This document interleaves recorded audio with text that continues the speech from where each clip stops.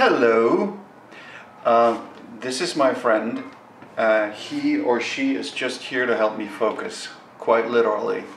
I'm putting the camera I'm filming this with into manual focus, and then this is my prop. And when I saw this sharp, I knew that as long as I stood next to this, I should be good.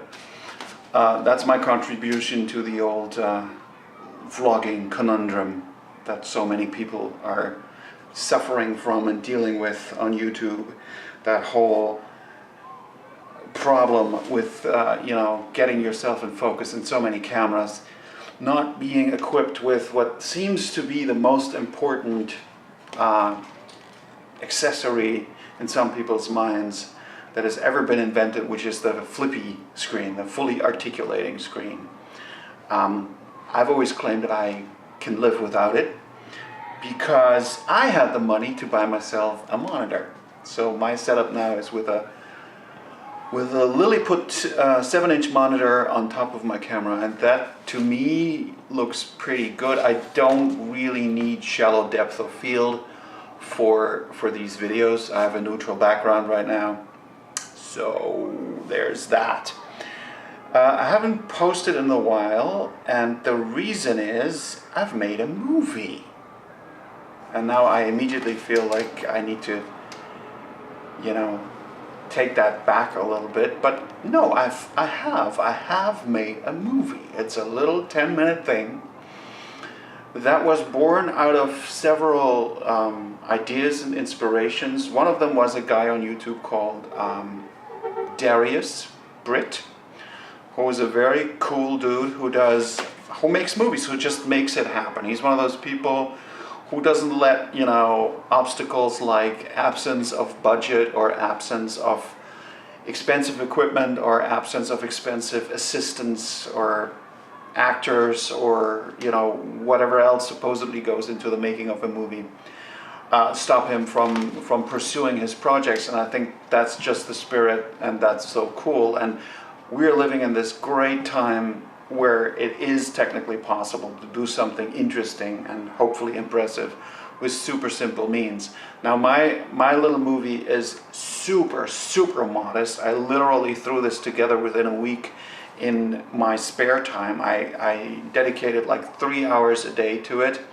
I shot it on my Fujifilm X-T2 in black and white. I shot it in F-Log and then turned it to a setting in Premiere that's called monochrome punch, which gives a very contrasty look. Literally punches up the blacks and the whites, and there's very little in between. So that's the black and white look I've always liked.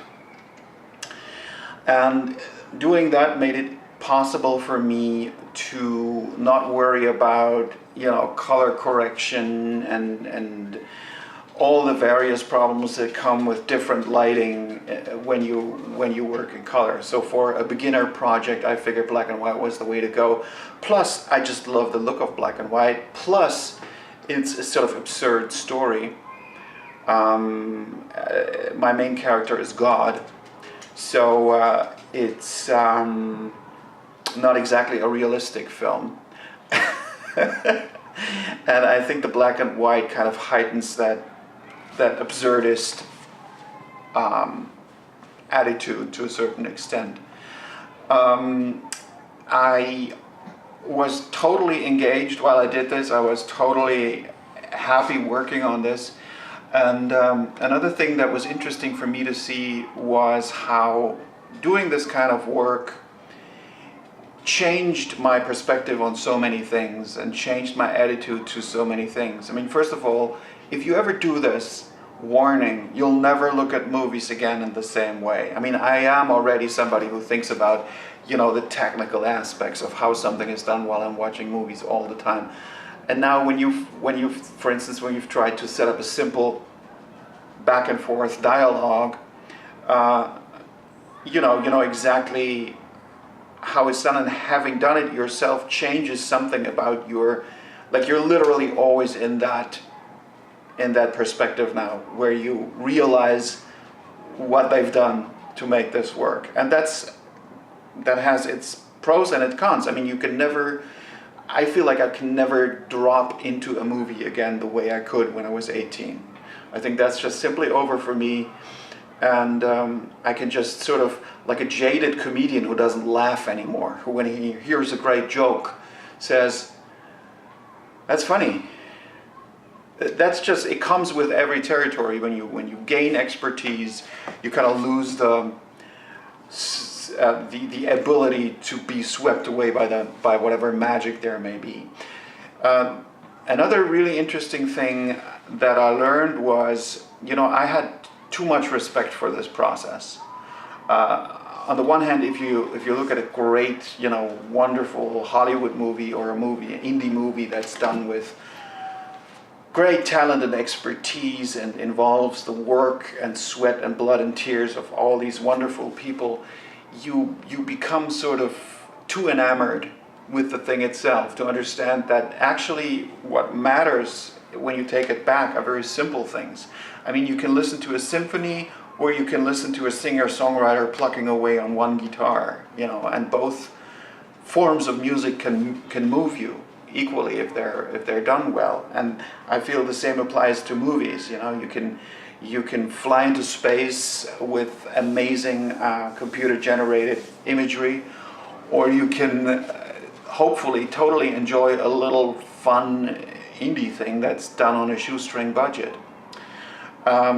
I also had too much respect for the idea of having to lay everything out. See the light change? The sun's coming out.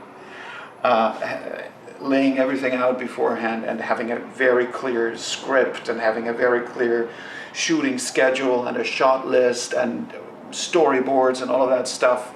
No doubt that becomes important when more than 2 or 3 people are involved.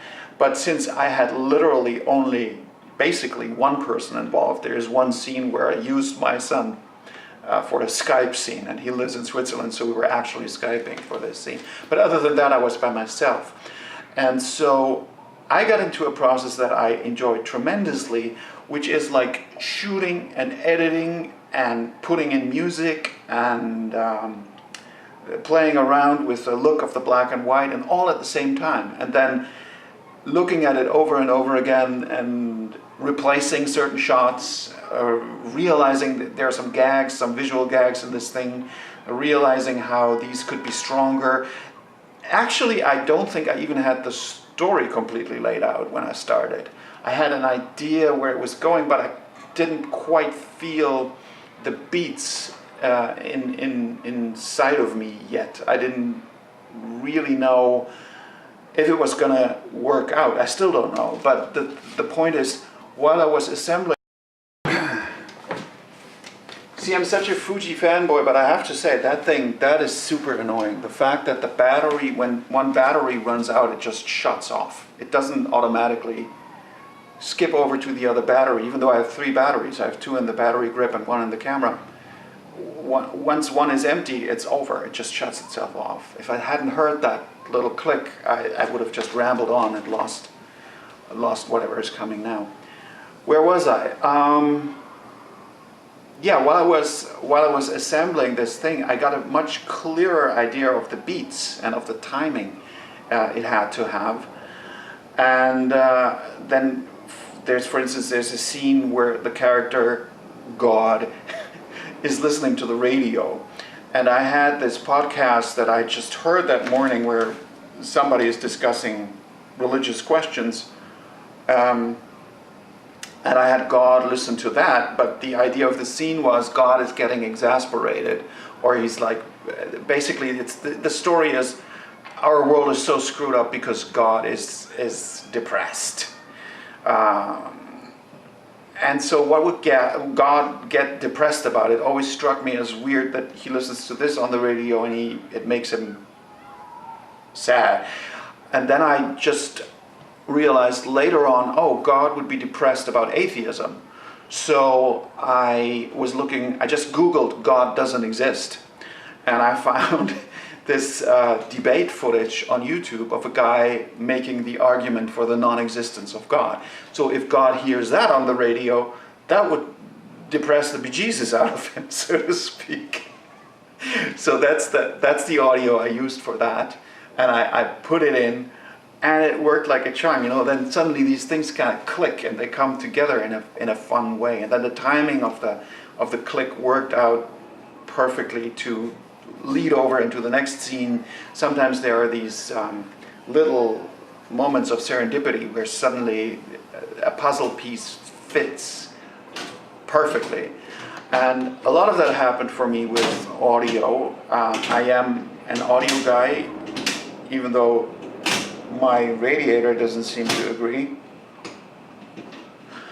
And so I record music and stuff, so I know all about that stuff, or a lot about that stuff. And so I started getting obsessed about little, the noise of a click when some device is turned on, or room sound. That was something I learned a lot about, like that room sound, is unavoidable, especially if you shoot in an apartment like I did.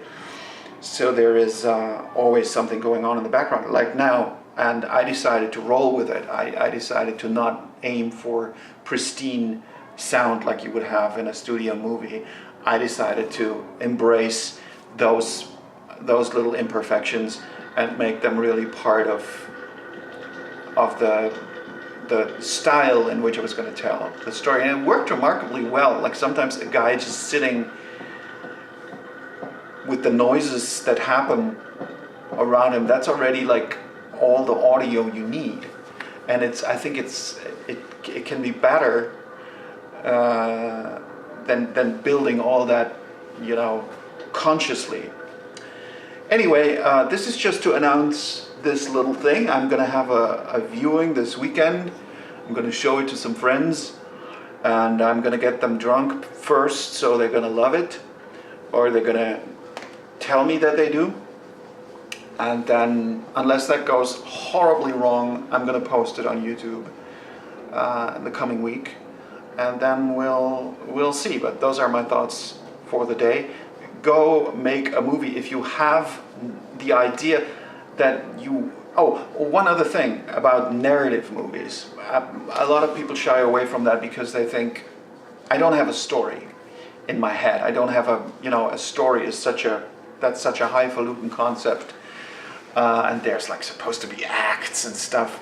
That doesn't count really for a 5, 8, 12 minute movie. You can have an assembly of moments, and that can be your story. That doesn't have to be a huge twist. That doesn't have to be a payoff. There don't have to be complex relationships. But just getting into telling a story, however absurd it may be. And I think I did an absurd one on purpose because it would free me from forcing myself to make it all hang together. I could always go back to saying, well, it's just, it's silly, it's a little goof.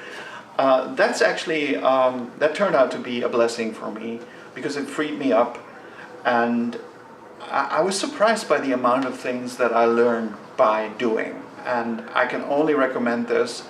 And as I said, I only had myself, with one exception, and there was another thing that used to stop me from doing this, or has stopped me many times in the past, where I'm like, you need at least 2 characters that can interact. But the truth is, of course, if you have only one character, certain props become very, very indispensable. Like the telephone plays a huge part, because that's how you can fake a dialogue. There are ways around this, and that's the whole experience, finding ways around whatever may be in your way, and it works. You find your ways around it, and in the end you end up with something that hopefully you and other people will enjoy. And even if that doesn't turn out great, it's absolutely one of the greatest lessons that I've ever learned, and it's a lesson I kind of feel like I taught myself. So go for it. Shoot your movie. Good luck.